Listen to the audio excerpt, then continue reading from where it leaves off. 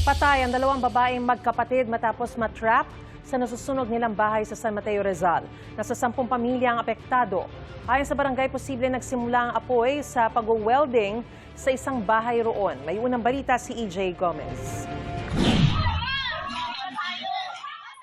Naglalagablab na apoy na may kasamang makapal at maitim na usok ang bumalot sa ilang bahay sa Barangay Malanday, San Mateo, Rizal, pasado alas 11 ng umaga kahapon.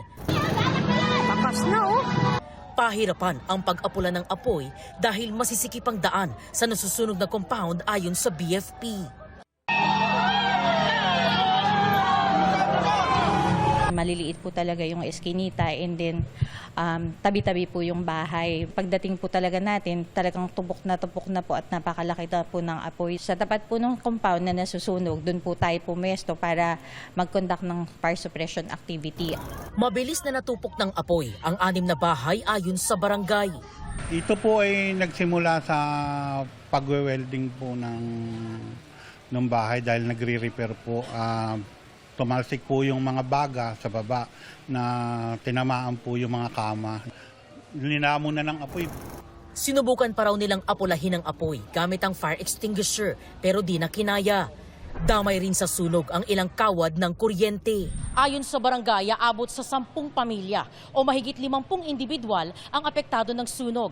Dito sila pansamantalang nananatili sa basketball court ng Barangay Malanday.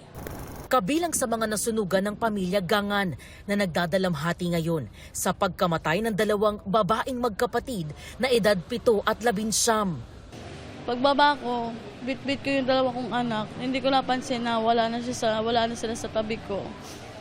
Paglabas ko, yun po nagsisigaw na ako sa labas na andun yung kapatid ko.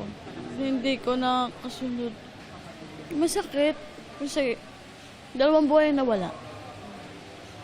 Pero biglaan na lang talaga eh.